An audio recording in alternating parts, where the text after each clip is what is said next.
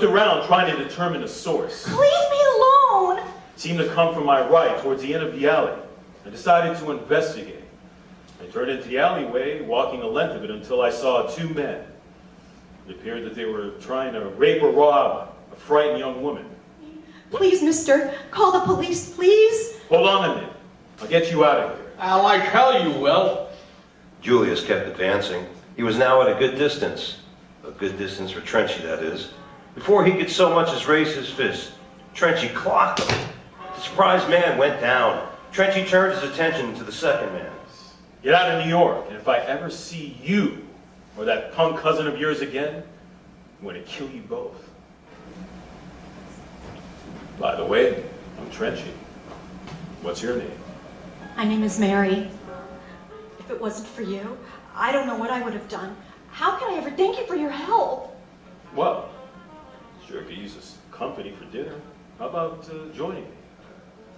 The next day, Trenchy was in the anteroom sipping a steaming cup of coffee when Big Red and Frankie walked in. A young man tagged along beside them. He'd been busted up pretty badly. A little early for you guys, isn't it? Look at his face. Yip told me have a talk with these guys and straighten things out. Peaceably, if possible. Yip gave me the lowdown on this guy, Rags. Rags entered the pool hall at 2:30 in the afternoon. Ralph and Gibby waited for him to leave. Their job was simple.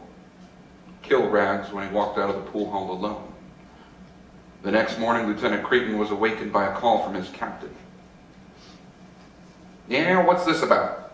A body was fished out of the lake by a fisherman. We identified him through his fingerprints as some small-time hood, Sam Garatello, nicknamed Rags.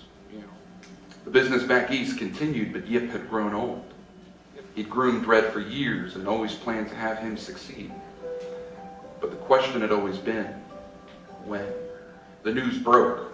The explosion rocked this normally quiet neighborhood, killing 3 men.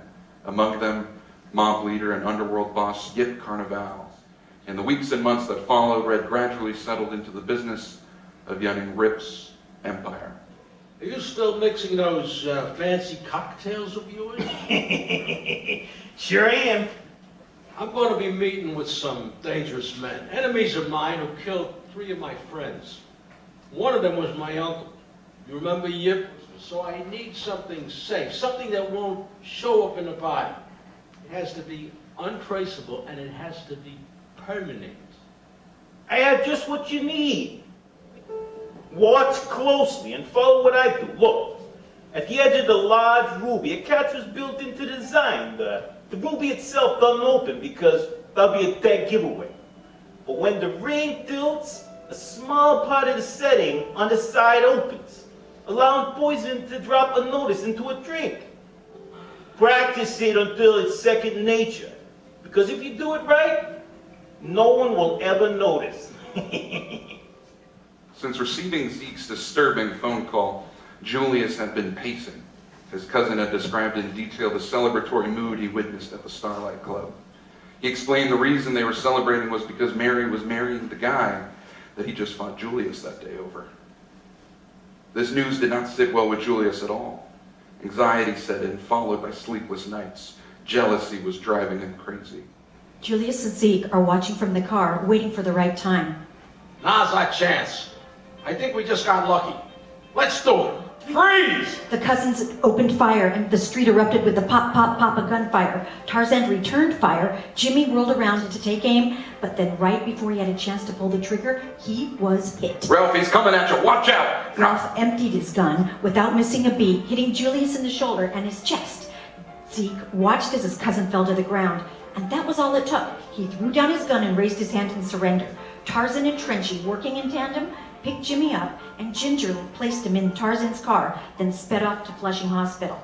Just make sure I'm bandaged properly so I don't leak.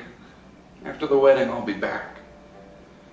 You see, I promised to give the bride away tomorrow, and what kind of guy would I be if I didn't keep my promise? And Jimmy, weak but proud, walked Mary down the aisle.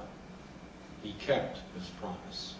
Starlight Club holds a lifetime of memories, and they're all in Joe Corso's books. The Starlight Club.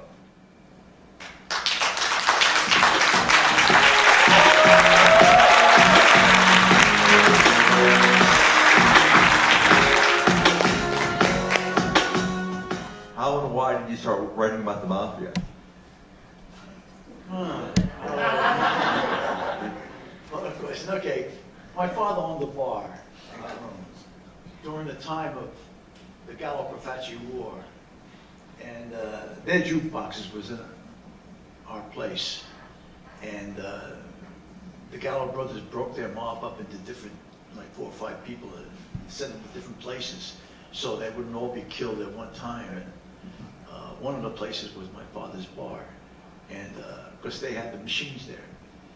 And you meet interesting characters. Big Red, I met him in Manhattan. Trenchy was, he spent 10 years in jail, and he was married to a fine woman. Why he spent 10 years in jail? I didn't ask questions. We didn't ask questions like that. I liked Trenchy. I met you.